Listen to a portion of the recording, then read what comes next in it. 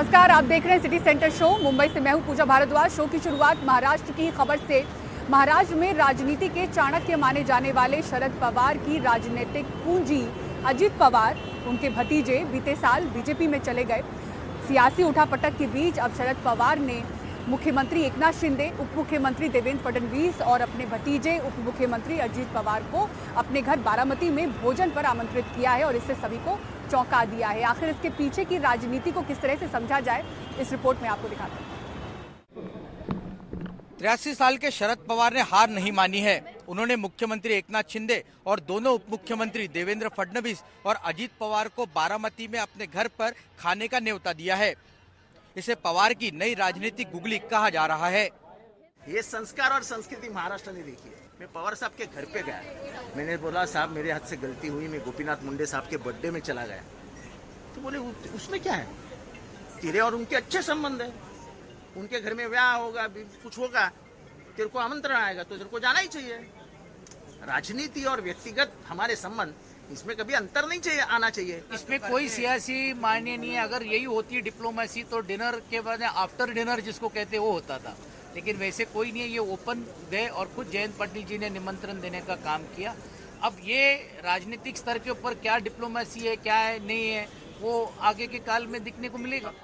शरद पवार ने मुख्यमंत्री को लिखी चिट्ठी में लिखा है कि 2 मार्च को आप बारामती में सरकारी कार्यक्रम में हिस्सा लेने आ रहे हैं। कार्यक्रम जिस प्रांगण में आयोजित किया गया है उस विद्या प्रतिष्ठान संस्था का मैं अध्यक्ष हूँ। आपका स्वागत करने में मुझे हर्ष होगा। आप मुख्यमंत्री बनने के बाद पहली बार बारामती आ रहे हैं। शाम का भोजन करने आप मेरे घर बारामती आमंत्रित है। सीएम एकनाथ शिंदे बारामती में नमो रोजगार सम्मेलन में हिस्सा लेंगे। रोजगार मेले के लिए जो आमंत्रण पत्र जारी किया गया उसमें स्थानीय सांसद सुप्रिया सुले का नाम तो है, लेकिन शरद पवार का नाम नहीं छपा है। बताया जाता है कि इससे शरद पवार खफा है। शरद पवार के भोजन के न्योते को फिलहाल सीएम एकनाथ शिंदे ने स्वीकारा है या नहीं, इसकी कोई जानकारी नहीं मिली है। इसके बारे में जरूर हम कलेक्टर जो है वार्ड डिस्ट्रिक्ट के, उनसे मैं बात करूंगा। अगर पहले नाम क्यों नहीं डाला, बाद में नाम पवार साहब का क्यों डाला, इसके क्या कारण है, ये मैं कलेक्टर या डिविजनल कमिश्नर से बात करता हूँ। लेकिन अभी सीएम साहब का शेड्यूल क्या है मुझे मालूम नहीं है। इसके बारे में सीएम साहब का ऑफिस ही आपको ऑफिशियली बता सकता है। दूसरों को सियासी चकमा देने में माहिर एनसीपी प्रमुख शरद पवार पिछले ही साल अपने घर में मार खा चुके हैं और अब एक दूसरे झटके की आहट ने शरद पवार को बेचैन कर दिया है, क्योंकि खबर यह है कि सुप्रिया सुले के खिलाफ अजीत पवार अपनी पत्नी सुनेत्रा पवार को बीजेपी के समर्थन से मैदान में उतारने की तैयारी में है। और इसीलिए सवाल ये उठ रहा है कि जो लंच डिप्लोमेसी शरद पवार ने अपने घर पर आमंत्रित की है वो क्या केवल बारामती को बचाने के लिए है या अपनी राजनीतिक विरासत को। मुंबई से कैमरा पर्सन संदेश भाईकर के साथ रौनक कुकड़े, एनडीटीवी इंडिया के लिए। बदलाव और विकास कई चुनौतियों के साथ आता है और सबसे बड़ी झुग्गी बस्ती धारावी में भी कुछ ऐसा ही दिख रहा है। धारावी रीडेवलपमेंट प्रोजेक्ट को लेकर कुछ चिंताएं और कुछ आवाजें उठ रही हैं, लेकिन आम लोग इससे गुमराह ना हो, इसको लेकर धारावी में हर जगह बैनर पोस्टर नजर आ रहे हैं जिसमें सच्चाई लोगों को बताई गई है। आम लोग कह रहे हैं कि ऐसे विरोध प्रदर्शन जो हो रहे हैं उसके पीछे सियासी मकसद नजर आता है और इसी बीच Dharavi redevelopment project private limited की ओर से बयान भी जारी हुआ है। आइए आपको दिखाते हैं रिपोर्ट। गलत आरोप वर्सेस सच्चाई। धारावी ऐसे पोस्टर से पटा पड़ा है जहां पुनर्विकास परियोजना से जुड़ी हर जानकारी साफ साफ लिखी गई है, ताकि धारावी रीडेवलपमेंट प्रोजेक्ट को लेकर धारावी का हर आम आदमी सीधी जानकारी पा सके। ऐसे विरोध में उठ रही आवाजों का हर जवाब बैनरों में दर्ज है। साफ लिखा है कि हर एक को घर मिलेगा, हर पात्र को धारावी में ही बसाया जाएगा, कानूनी प्रक्रिया का पालन होगा जैसी कई बातें इसमें लिखी हैं। बावजूद इसके हो रहे ऐसे मोर्चों से कई आहत हैं। इस गंदगी में बरसों से पिस रहे निवासी जो जल्द बदलाव चाहते हैं, जिनकी कई पीढ़ियां नए साफ सुरक्षित आशियाने की बाट जोहती रही, कहते हैं कि परियोजना के खिलाफ ऐसे विरोध मार्च विकास की राह का रोड़ा है और सियासी मकसद के साथ दिखते हैं। अच्छा ही ये करना चाहिए, इसलिए कि अभी झोपड़ा पट्टी हर जगह तो है ही नहीं है, अभी सब जगह बिल्डिंग ही बन रहा है। तो जो लोग नहीं चाह रहे हैं, क्योंकि कुछ लोगों के पास पेपर नहीं है, इलीगल रूप से रह रहे हैं, अपात्र हैं, तो वो लोग तो चाहेंगे कि नहीं टूटे। राजनीतिक है ये सब। नहीं, बिल्कुल समर्थन नहीं करेंगे साहब। हम तो ये चाहते हैं कि इसका कुछ विकास हो, हम लोग भी कुछ आगे बढ़ें, झोपड़पट्टी का नाम हटे यहाँ से। जब से आए हैं तब से झोपड़पट्टी में ही रह रहे हैं। अडानी ग्रुप और महाराष्ट्र सरकार के संयुक्त उद्यम धारावी पुनर्विकास परियोजना प्राइवेट लिमिटेड DRPPL ने बयान जारी किया है, जिसमें कहा गया ये दुर्भाग्यपूर्ण है कि धारावी बचाओ आंदोलन धारावी के लोगों को गुमराह कर रहा है।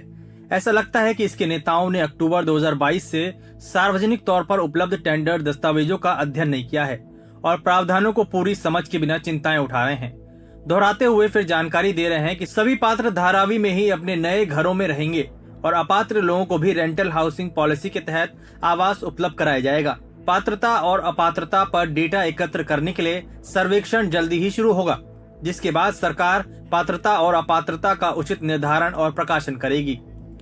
हाल ही में ऐलान हुआ कि स्थानीय अर्थव्यवस्था को बढ़ावा देने के लिए नई धारावी में पुनर्वासित व्यवसायों को 5 वर्षों के लिए SGST रिफंड मिलेगा। साथ ही पात्र रहवासियों को अटैच्ड रसोई और शौचालय के साथ 350 वर्ग फुट के फ्लैट दिए जाएंगे। धारावी रिडेवलपमेंट को लेकर ऐसी हालिया घोषणाओं से जरूरतमंदों में बड़ी उम्मीदें जगी हैं। मुंबई से कैमरामैन संजय मंडल के साथ पूजा भारद्वाज, NDTV इंडिया। इधर मध्य प्रदेश में 2 दिवसीय रीजनल इंडस्ट्री कॉन्क्लेव की शुरुआत हुई है। सरकार का दावा है कि इससे करोड़ों का निवेश आएगा और हजारों की तादाद में लोगों को रोजगार मिलेगा। Adani Group is excited about investing in Madhya Pradesh. Mahakal की नगरी में ये निवेशकों का कुंभ है।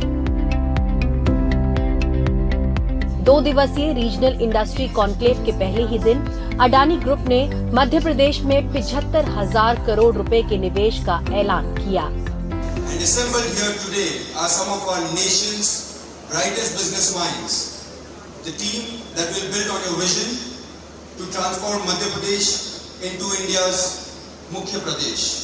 The Adani Group is excited about investing in Madhya Pradesh. Honorable Chief Minister, our faith in your visionary leadership will see us investing close to 75,000 crores in Madhya Pradesh. Of this, 5,000 crores will be utilized to build the Mahakal Expressway from this great city of Ujjain to Bhopal through Indore. राज्य सरकार ने दावा किया 30 दिन में मध्य प्रदेश में कारोबार शुरू हो सकता है। राज्य के इंडस्ट्रियल जोन में जमीन की कीमत दूसरे राज्यों के मुकाबले कम है। कॉन्क्लेव में 213 यूनिट लगाने के लिए कारोबारियों को लैंड अलॉटमेंट लेटर मिला, जिससे 12,170 करोड़ के निवेश और 26,000 से ज्यादा रोजगार का दावा है।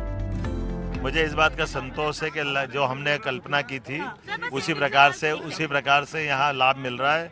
बड़े पैमाने पर उद्योग संबंधी निवेश के प्रस्ताव मिल रहे हैं और हम उनको लगातार स्वीकृत करते हैं। सर, अडानी एंटरप्राइज ने 75,000 करोड़ का इन्वेस्टमेंट किया है। मुझे इस बात की प्रसन्नता है कि गौतम अडानी परिवार से 75,000 करोड़ का इन्वेस्टमेंट का प्रस्ताव दिया गया और हम उस पर काम कर रहे हैं।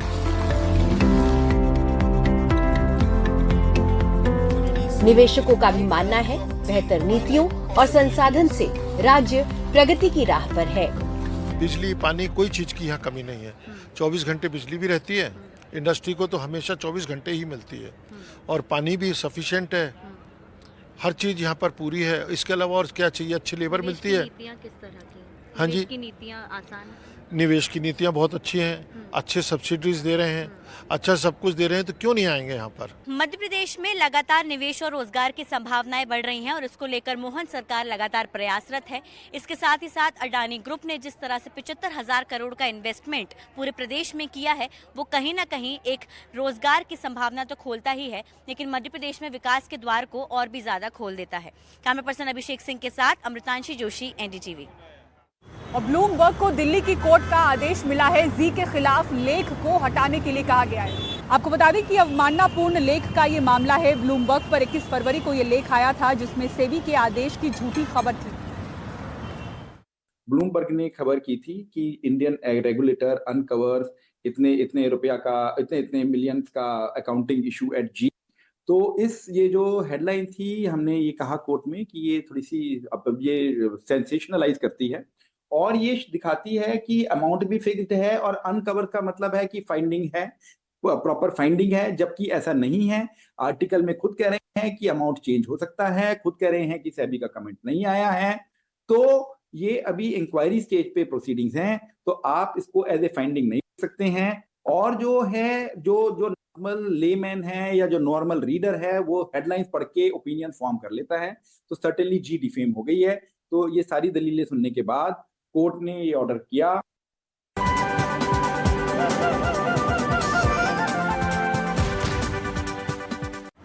बार्सिलोना में चल रहे मोबाइल वर्ल्ड कांग्रेस में कनेक्टिविटी इंडस्ट्रीज की दुनिया अभी नए प्रोडक्ट्स और टेक्नोलॉजी से घिरी हुई है। आइए आपको इस साल के मोबाइल वर्ल्ड कांग्रेस बार्सिलोना से दिखाते हैं ये report. Mobile World Congress is the world's biggest playground for companies and brands in the mobile and connectivity sphere to come out, play and show off. हर साल फरवरी का एंड आते आते technology, gadgets, phones and connectivity industry में interest रखने वाले लोग या तो खुद या एटलीस्ट अपने आईज एंड ईयर्स MWC की तरफ फोकस कर देते हैं। Same for us on NDTV networks. So here are a couple of things जिन्होंने हमें काफी इंप्रेस किया। Nokia का Barbie flip phone. Nokia's parent company HMD tied up with Mattel to bring out this traditional form factor in a market जो Barbie movie की success के बाद बहुत बड़ी पोटेंशियल परचेज बास्केट बन गई है। एवेन्यू टेलीकॉम ने फिर से एक मैसिव पावर बैंक बना के उसके फ्रंट में एक स्क्रीन एंड बैक में कैमरास लगा दिए। They won up the P18K pop from 2019 because the Energizer Hardcase P28K has a 28,000 mAh battery. It is a rugged phone, IP69 rating and all, but the claimed standby time is 94 days. Why did we have to lose Tony Stark to get some of his ideas to life? Lenovo के ThinkBook transparent display laptop की 17.3 inch screen see-through है. Personally, we think these laptops should be called translucent क्योंकि ये perfectly see-through नहीं होते हैं, and yet I concur. As a new device and technology, this is crazy. ये laptop industry का पहला लैपटॉप है जिसमें एक माइक्रो LED ट्रांसपेरेंट डिस्प्ले है जो 1000 निट्स की पीक ब्राइटनेस तक भी हिट कर सकती है। When you fold this special edition of the Honor Magic V2 RSR, it reads Porsche design on the back. ये आपको Porsche 911 सीरीज की याद दिला देगा because there is a flyline in the back and overall design cues. Even in the color scheme. The hinge is titanium and well tested as per Honor's claims and बाकी सारे specs भी flagship ही हैं। इस साल MWC पे Xiaomi ने focus किया अपने human into car into home concept पे, connected focusing. So Xiaomi ने दिखाई SU7 electric car. एक tech company की electric car would of course be packed with tech, like a smart cabin which is integrated with Xiaomi's HyperOS for control and connectivity. The CTB integrated battery technology brings a battery efficiency of 75% plus and theoretical claims हैं range के 1200 kilometre तक हो सकने की and driving features में autonomous driving की advancements expected हैं। California के LF एरोनॉटिक्स ने एक कॉन्सेप्ट कार प्रेजेंट किया जो ड्राइव तो कर ही सकती है and if the traffic bugs you fly भी कर सकती है। 2 prototypes already exist and they are aiming for a 300 plus kilometers drive and fly range. It is expensive at around $300,000, but LF wants it to be as affordable as a normal sedan sometimes later in the future. If these products sound exciting, do note straight from Barcelona, Technical Guruji's coverage of MWC Barcelona 24 will be coming to you only on NDTV networks very soon. और city centre show में फिलहाल इतना ही। पूरी team को दीजिए इजाजत। खबरों के लिए देखते रहें NDTV इंडिया। नमस्कार।